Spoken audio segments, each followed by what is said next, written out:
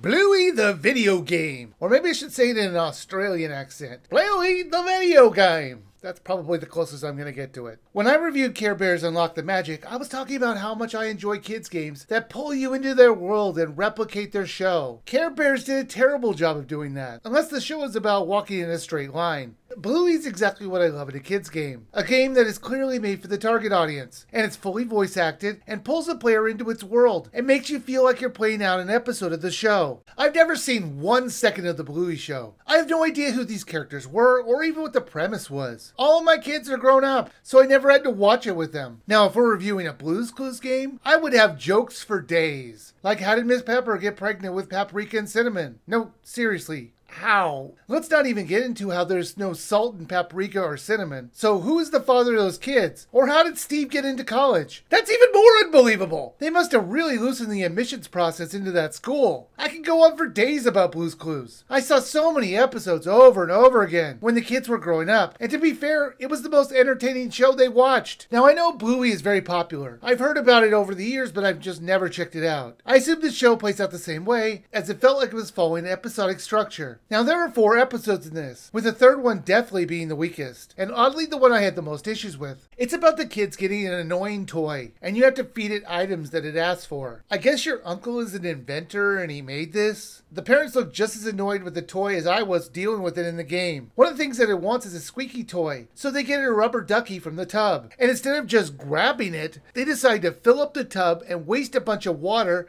so it will float up. Why would they do that? Then they have you water a flower with the watering can. So I figured, let's just go fill up this can from the water in the tub you just filled. But no, they have you fill it from a spigot. These people love wasting water. I guess it's just a cool thing to do in Australia, where this show was based. I will say, all complaints aside, the only true laugh I got from this game was actually in this episode, when the mom was saying exactly what I said out loud at the same time.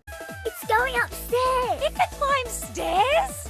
It's like the two of us had a connection in that moment, and I loved it. Now, you can play as any of the characters in the family. You can play as the mom, the dad, Bingo, or Bluey. You can swap between them practically any time. The only time they limit you is when you're in the middle of a game. And after you're done with that, you can swap. There's also 4-player local multiplayer, but I didn't have anybody to test it with me. But I assume it works. Now, the kids can jump on the parent's back to get a higher jump. However, other than that, they pretty much all play the same. You play out the episode in the location they choose. The story happens where you usually have to find certain objects or complete tasks. The overall story, though, is that the kids stumble onto a treasure map the father had made when he was a kid. He had buried a toy with his brothers, and they had ripped the map into 3 parts, and each episode has you getting a map from one of them. And the 4th episode is about the hunt for the treasure. After you finish the episode, you can play the game in free roam, where you can freely walk around the locations. Why you might want to do this is because there are 12 objects that you need to find in the area, and if you do it, you will slowly uncover a picture. Now, this is just an extra, and not required, but it does give the game some replayability. There were 5 sections to find objects, as well as other stickers. 2 of the areas were reused, which was disappointing. As you find objects, you're going to fill up your star meter, and I believe every 4th find you're going to get a new hat or clothes for your characters to wear. These clothes felt like they were just a sticker and they attached to their bodies, instead of something that felt real to the world. I wish they had spent some time modeling the clothes on the character, instead of just sticking onto them unnaturally. It will be easy to find the objects, as they have sparkles on them, so younger kids won't have a hard time finding them. The places that you go felt like a realistic place for the world, except for their house. I don't know if these people are millionaires, because their house is ridiculously large, and it doesn't make a lick of sense. Do people usually have kitchens on the 2nd floor at the back of the house? The bottom floor feels like it was just a play area. What's even crazier is the bathroom situation. This huge house looks like it only has 1 toilet, and it's in a room by itself. Interesting enough, this is not the first time I've seen one of these big houses have just a separate room for a toilet. It also showed up in the Barbie Dreamhouse game, and they were bajillionaires. So maybe this is just a thing. At least in the Barbie game, the bathroom has doors. In this game, there is no door to the bathroom. The room right next to it has the shower and the tub. Why is this 2 rooms? Is this an Australian thing? Separating the washroom to the bathroom? Even if this is true, why is there no door in this room either? In this house, if you're pooping, the world will watch. This game takes about 2 hours to get through all the episodes, and another hour if you want to find all the objects that you can collect.